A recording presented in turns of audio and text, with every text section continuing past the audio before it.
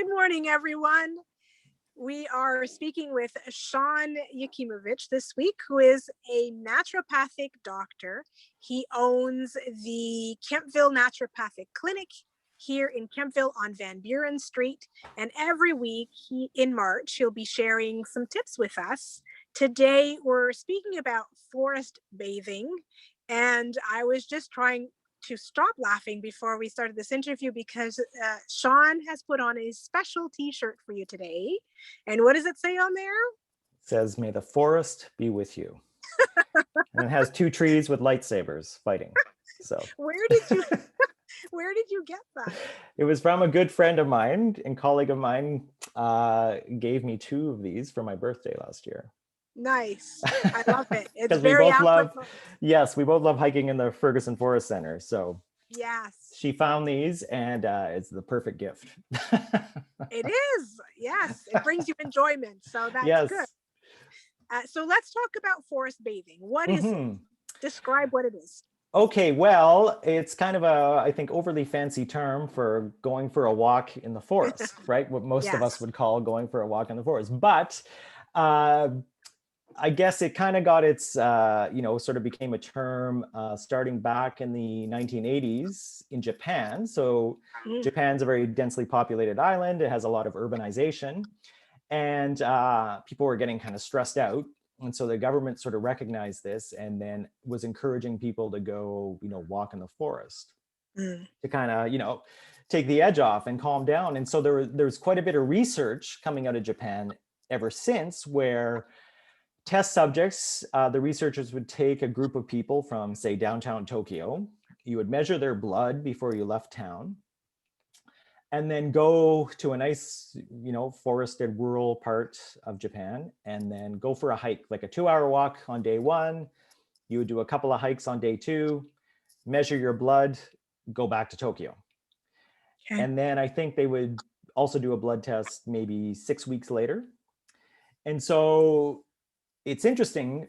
Some of the things they were measuring would be looking at cortisol, so the stress hormone in our blood. No surprise. So cortisol would go down for these people from baseline if you went in the forest. Blood pressure would decrease. And the thing I'm most excited about is an immune cell called natural killer cells would actually increase just by being exposed to the forest. Wow. And natural killer cells are important in killing cancer cells in our body as well as viruses. It's kind of a first line, immune response to viruses. So it has impacts on the immune system. And then after the people went back to the city and were followed up, the effects of being in the forest would actually last for weeks later.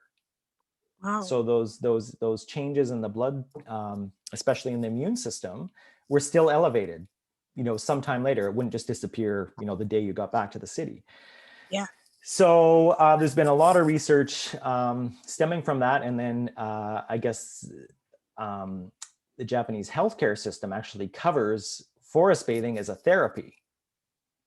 Really? As a recognized therapy. So if someone was, stressed or needing a break, you're prescribed a session of, or a series of forest bathing or some time away.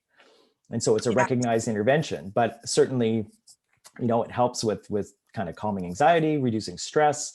In kids, we know nature has impacts on, ADHD, attention deficit, concentration. So, I mean, a lot of these things are probably intuitive to people, right? We don't really need science to prove it, but we also have the scientific kind of research that confirms and kind of gives us a little more subtle view into what's actually changing internally. And we can measure, there's measurable shifts in hormones, in immune function. It's very, very interesting. So how long is the ideal amount of time to be forest bathing? Well, like I say, the research would do kind of, I think, 2-hour sessions, right, in the forest. So really, it's just as much as possible, right? Because certainly, there's the fresh air, there's the exercise component. Often if we're moving through the forest, it's can be meditative for people, right? We reconnect with plants, with, animals. We've seen, Hmm. owls or foxes or other cool things. Yeah. So And we have, what's been coined kind of a nature deficit disorder, right? In our yes. culture generally, right? And especially the more urban we are, the worse it is. So really, getting out there as often as you can is obviously going to have just greater benefits. Yeah, I'm just thinking about the kids, how, we grew up and ran around and played in the woods and picked up sticks and climbed trees, and then you have some kids who don't. I mean, I know when I grew up, when I wasn't at my grandparents' house, I was in the city, and there was no tree to climb. There was nothing, there was nowhere to go. So I'm just thinking about the impact of children who are raised away from any kind of natural environment. Well, sure. Yeah, we know it has effects, psychological effects, but certainly on the physical aspect, right? Physical immune stress. Yeah. For sure. So, a colleague of mine, Dr. Cindy Gilbert, she wrote a fantastic book, Forest Bathing here. So Okay. it's not that long. It's extremely well written and outlines both just kind of those scientific, discoveries I mentioned, but also, Hmm. more of the subtle aspects. So everything from behavior to, um, concentration, longevity, things like that are attributed to, living close to nature. Even Yeah. people who just live closest to a park in a city have sort of better quality of life than, people who live farther away from any sort of green space. So it Right. doesn't have Yeah. to be a massive forested national park, Yeah. right, that you Yeah. need to get the result. It's almost like any kind of green space will have some positive impact on, the human mind and human body. And did they find anything from a social perspective when people were going alone versus in groups? Was there any kind of research on that? Like It's the a good impact? question. I don't know. However, from that perspective, there's a research project out of Pittsburgh called the Common Cold Project, and it's been going for, I think, 25 years or more.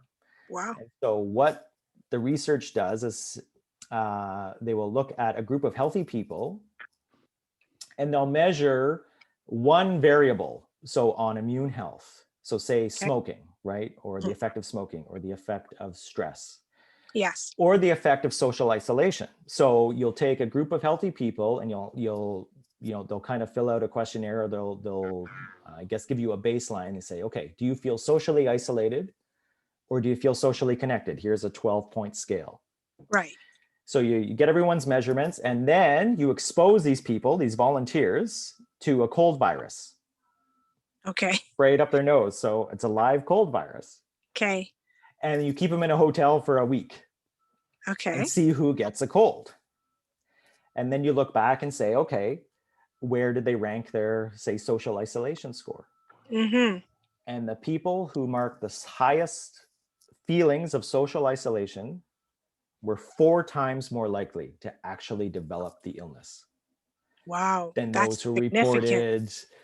reported, a high degree of social connection.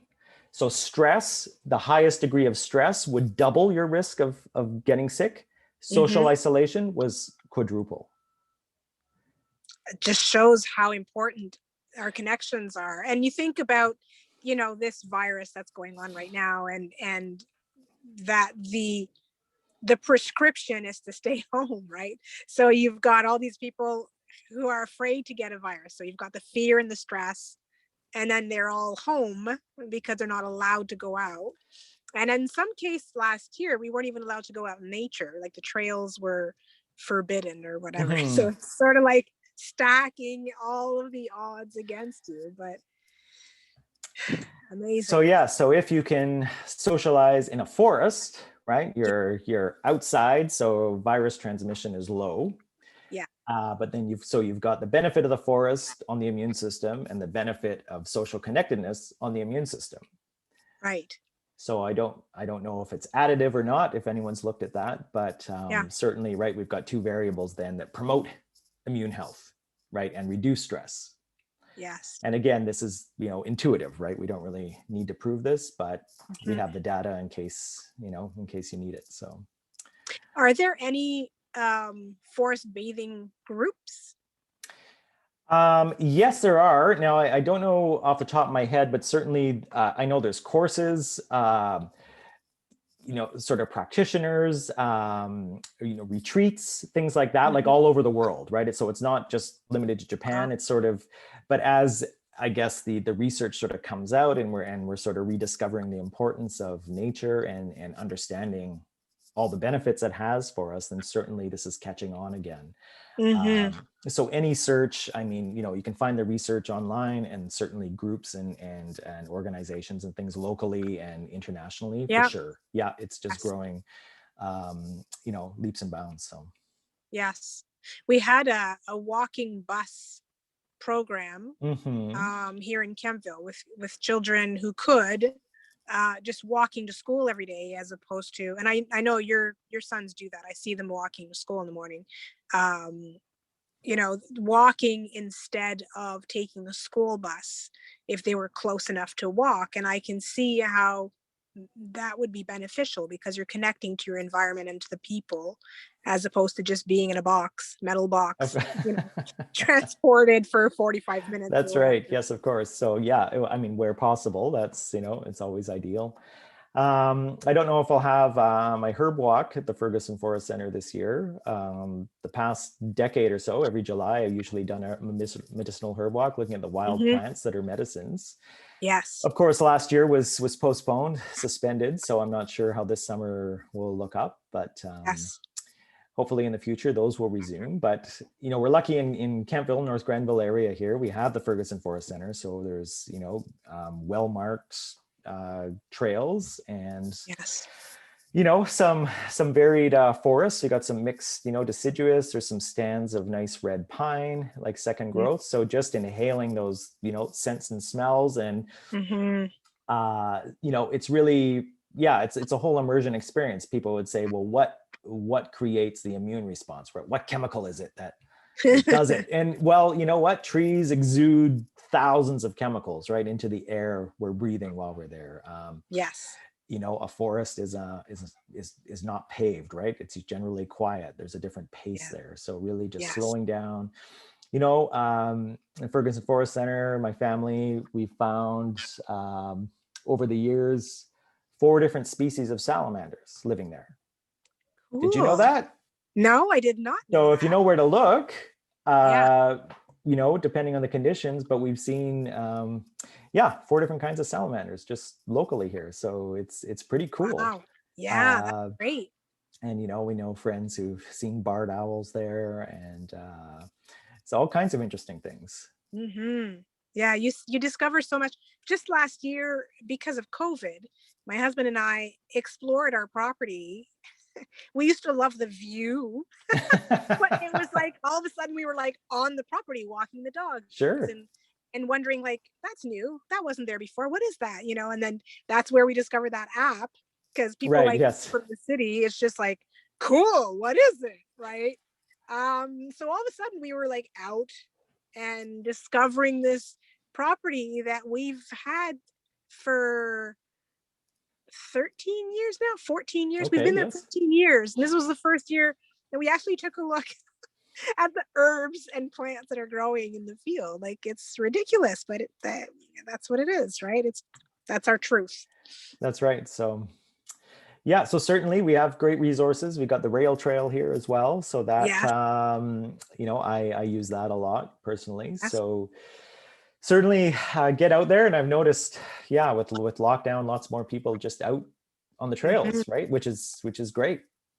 Yes. So Yes. hopefully more of us discover that, and then reap the health benefits of spending time in nature.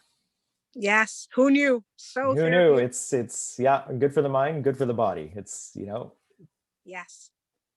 Well, thank you so much for sharing your passion, Shawn. Really appreciate your time. And I do urge anybody who is cooped up indoors to really just go out. We are so blessed to have so many trails and so many areas to explore out here. So just get out and check it out, and you'll be amazed at what you discover and how great you feel.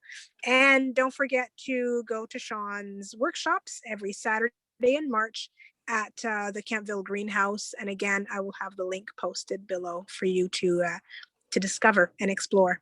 Thank you so much, Shawn. Thank you, Anne. May the forest be with you. And also